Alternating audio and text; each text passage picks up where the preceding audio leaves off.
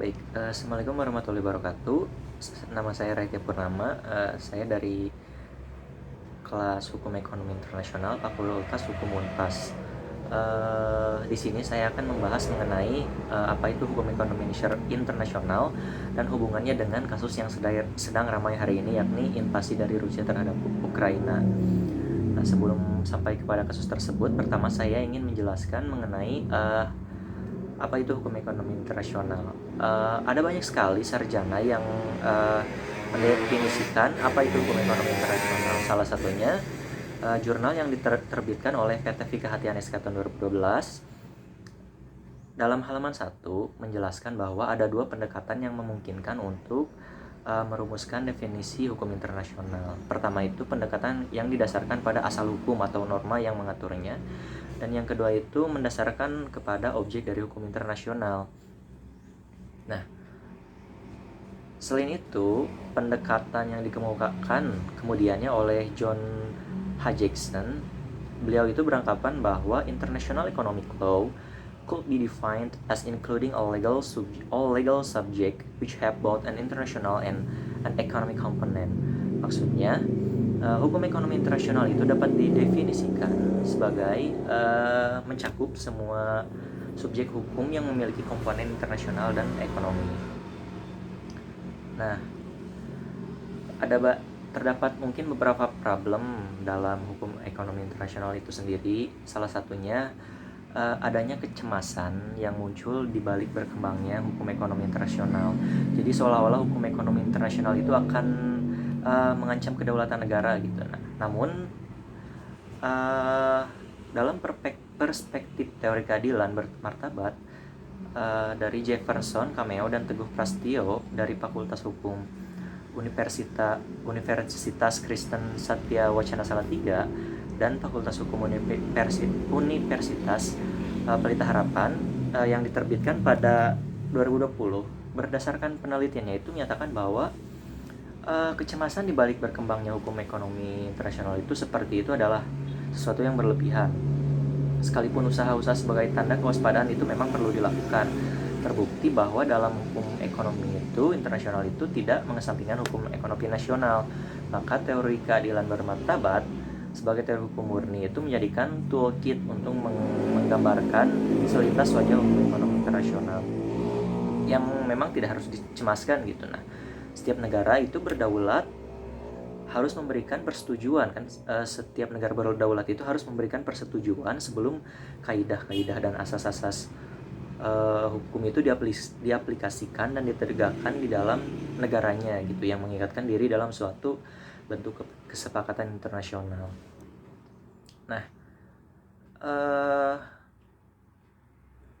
kemudian, sekarang kita masuk kepada agresi militer Rusia ke Ukraina setelah kita menjelaskan sedikitnya mengenai hukum ekonomi internasional.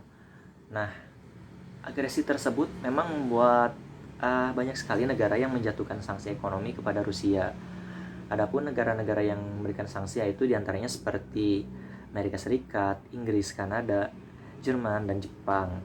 Nah, menurut laman berita idxchannel.com yang ditulis oleh Selma Rahmayanti itu menyatakan bahwa pada pertamanya Jepang itu mengatakan bahwa siap bergabung dengan Amerika Serikat dan negara-negara industri G7 lainnya gitu dalam menjatuhkan sanksi terhadap Rusia jikalau Vladimir Putin memerintahkan invasi ke Ukraina. Nah, Perdana Menterinya yaitu Fumio Kishida mengatakan bahwa tindakan Rusia itu tidak dapat diterima dan mengatakan bahwa tindakan tersebut merupakan pelanggaran terhadap hukum internasional. Nah, maka dari itu ia mengatakan bahwa Jepang itu siap untuk merespon dan memberikan tanggapan yang lebih kuat gitu, yang dapat mencakup sanksi.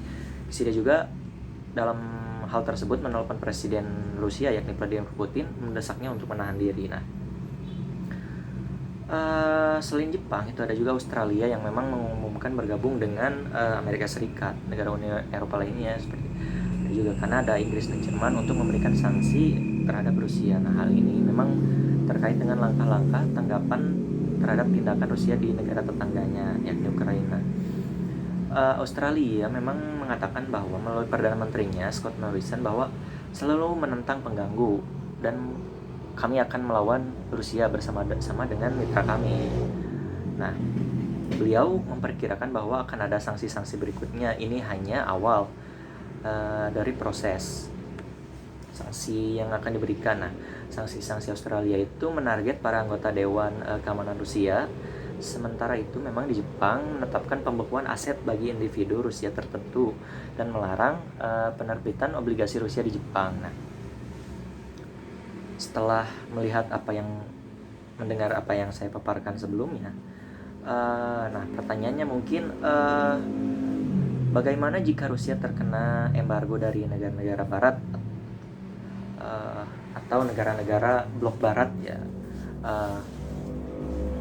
Menurut saya pribadi bahwa hal tersebut tidak akan berpengaruh banyak terhadap situasi ekonomi di negara Rusia tersebut.